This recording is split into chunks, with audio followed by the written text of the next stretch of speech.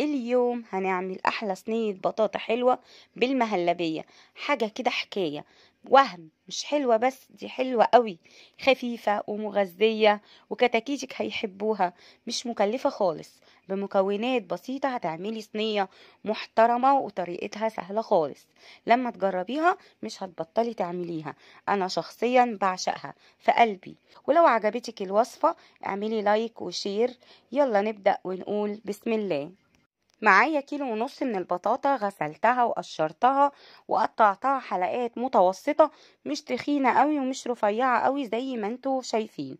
ومعايا كمان كوباية لبن مقدارها 200 ملي. قشري البطاطا بالمقشرة بتاعت البطاطس، هتتقشر معاكي اسهل ما تقشريها بالسكينة. كمان البطاطا الايام دي سعرها حلو جدا، يعني 1.5 كيلو ممكن يعمل معاكي 5 جنيه. وكمان حاولي وانتي بتختاري البطاطا وبتنقيها تختاري البطاطا اللي حجمها وسط، لا كبيرة قوي ولا رفيعة قوي. وزي ما قلتلك هنقطعها مش رفيعة قوي ومش تخينة قوي، زي ما انتوا شايفين الحجم كده، علشان خاطر تستوي معايا بسرعة وبسهولة، ما تاخدش معايا وقت في السوا وتبقى كلها في سوا واحد. حلة واحط فيها البطاطا وانزل عليها بكوباية اللبن ومعلقتين كبار ونص من السكر، او معلقتين لو حابة تزودي على حسب الرغبة، بس معلقتين ونص للمقدار ده هيكون مظبوط قوي. وكمان معايا معلقة سمنة بلدي بتدي طعم تحفة للبطاطا. لو ما عندكيش سمنة بلدي ممكن اي نوع سمنة او زبدة صفرا. وكمان معايا معلقة فانيليا او كيس فانيليا، هغطيها وارفعها على النار لحد ما تستوي وتبقى طرية معايا خالص. تعالوا بقى والبطاطا بتستوي نعمل المهلبية، الطبقة اللي هتغطي بيها وش البطاطا. معايا حلة وانزل بكوباية اللبن وانزل بمعلقة نشا كبيرة كده حلوة، وكمان معلقتين كبار من السكر. ومعايا كيس كريم شانتيه، انا بحب استخدم دريم، نوع كويس جدا ونظيف جدا.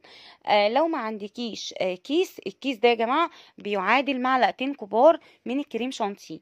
لو ما عندكيش كيس استخدمي، عندك سايب يبقى هتستخدمي معلقتين كبار من الكريم شانتيه. وكمان معايا معلقة من الفانيليا. هقلب على البارد وبعد كده هرفعها على النار لحد ما تاخد غلوتين وتغلي معايا وقوامها يتقل. هنا بقى بعد ما غليت زي ما انتوا شايفين، انا عايزة قوامها يبقى خفيف وسط، مش تقيلة قوي. تمام، هو ده بقى القوام اللي انا عايزاه بالظبط، علشان خاطر اقدر استخدمها واحطها طبقة على البطاطا بتاعتي. كده المهلبية بتاعتي بقت جاهزة، وكمان البطاطا بتاعتي استوت زي ما انتوا شايفين كده، وبقت جميلة خالص ومهرية. مش محتاجة حتى هراسة، بمجرد ما قلبتها بصوا يا جماعة هي ايه دايبة كده مع بعض ومستوية خالص ومهرية خالص.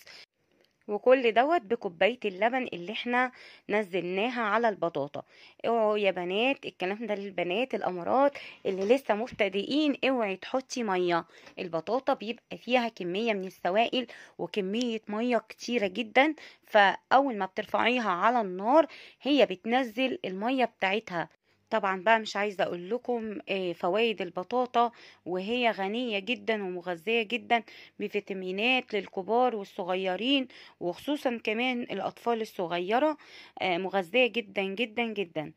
جربيها بقى بالطريقة دي، ولادك هيحبوها جدا، وكل شوية هيطلبوها منك ويقولولك يا ماما احنا عايزين البطاطا اللي بالمهلبية. كده خلاص بقى البطاطا بتاعتي زي ما انتوا شايفين هرسناها حلو جدا جدا. نبدأ نحط الاضافات اللي عندنا. انا عندي معلقة كبيرة من جوز الهند. طبعا الحشوة دي بتاعتك انتي، انا اكتفيت بجوز الهند. حابة تحطي زبيب حطي، مفيش اي مشكلة، ولكن احنا ما بنحبش الزبيب للاسف. فحطيت جوز هند بس. وابدا اقلبها تقليبه حلوه كده. ومعايا طاجن البايركس بتاعي او صينيه الومنيوم، مفيش اي مشكله خالص، من غير ما تدهنيها اي حاجه. هتنزلي بالبطاطا بتاعتك عليها وهتسويها كويس جدا.